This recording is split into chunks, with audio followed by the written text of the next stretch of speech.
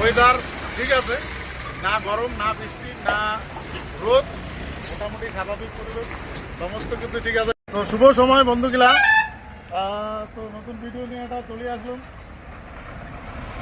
তো এই যে দেখাম তোমার রাস্তার পরিস্থিতি কি আছে, বর্তমান রাস্তার পরিস্থিতি কি আছে, কি অবস্থাতে আমার গাড়িগুলি চলছে, তো তোমাক মুই দেখাম, ভিডিওটা সঙ্গে থাকো।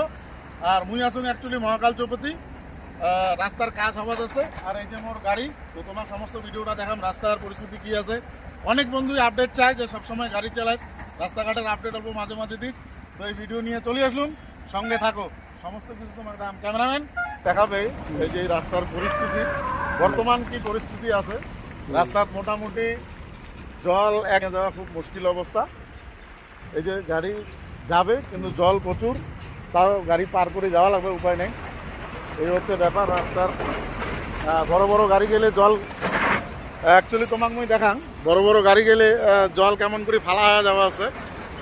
এই যে দেখি পাওয়া আছে, এই যে গাড়ি, বড় বড় গাড়ি গেলে জল কেমন করে ফালা হয়ে যায়, আর মতো ছোট গাড়ি নিয়ে পার হন মুই।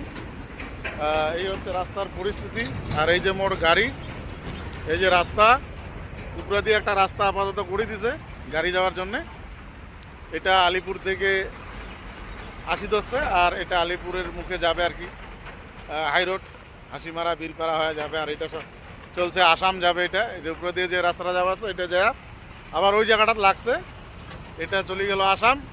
আর এ দিয়ে আমরা এন্ট্রি নেবো এখন হাই রোড হয়, বাইপাস সলসলাবাড়ি হয় আলিপুর, আর সিধা গেলে হাসিমারা ঠাসিমারা যত দূর যাওয়া যায় আর কি। এই হচ্ছে ব্যাপার।